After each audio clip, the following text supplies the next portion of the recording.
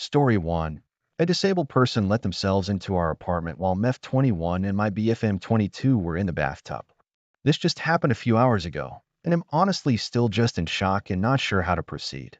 My BF got home from work today, and since we're both exhausted from working, we had decided to have a chill night and have a bubble bath together. I'm usually very good about reminding my BF to lock the doors or locking them myself because we don't live in the best area, so the fact that this happened is just a complete shock to me. We get settled in the tub at about 10 p.m. We're having a nice bubble bath and chatting together. Not even 10 minutes into our relaxation time, we hear what sounds like our front door opening and closing. For context, we live in an apartment complex, and sometimes the sounds of our neighbors' doors closing can be loud, so we sat there in denial for a moment about what was happening. After we exchanged a few hushed, disbelief sentences, our bathroom door, which was also not locked, slid open, and I watched in horror as the head of someone I do not know poked into our bathroom, and obviously, we started freaking out and yelling.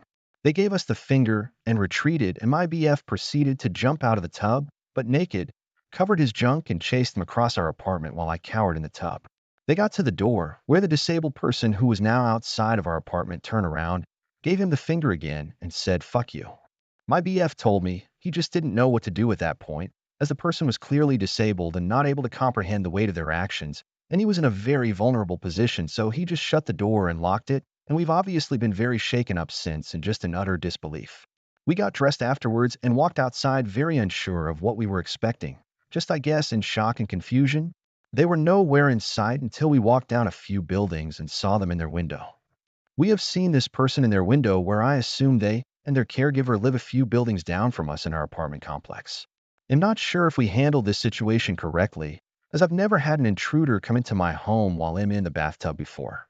I suggested to my BF that we leave the apartment manager a message about what happened, and maybe go let the caregiver know during the daylight what their daughter did, so maybe they can prevent it from happening to us or anyone else again.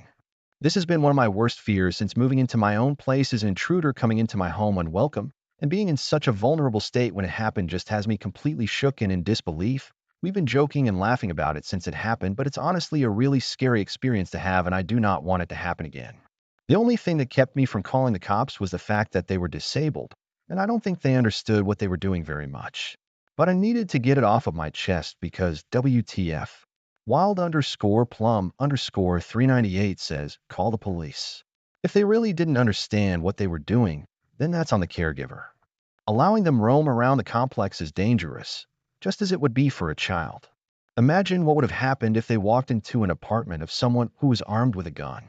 Emotional Attention 63 says, inform the caregiver what happened. They may not be aware this person is slipping out and doing this. Also, being disabled doesn't mean they don't understand right from wrong, or that they shouldn't enter people's homes. It's not only dangerous for whoever's home they enter, it's dangerous for them. They go into the wrong apartment and someone could seriously hurt them, or they get attacked by a dog, whatever. Inform the caregiver and see what their reaction is. If they handle the problem, great. If not, then report to the manager and let the caregiver know. If it happens again, you'll call the police. And remember to lock your doors. Duck with Knife says, hello, support worker here. I understand why you didn't want to call the cops based on the fact that the person was disabled. A lot of people think this way.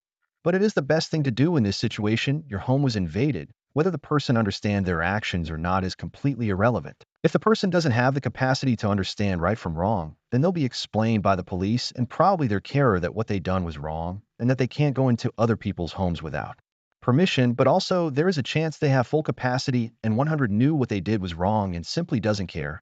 Just because someone is disabled doesn't automatically mean they don't understand right from wrong. The bottom line is that your home was invaded and your privacy was invaded, and you should treat that seriously, whether the person is disabled or not. Hope you and your partner are feeling okay after the ordeal, and please remember to lock your doors. Story 2. The baby doesn't get a vote. Trigger warning. Abortion. My mother loved me and was excited to have me. She was diagnosed with cancer when she was 3 months along and was told she had to abort and have immediate treatment. She refused, instead choosing to have me.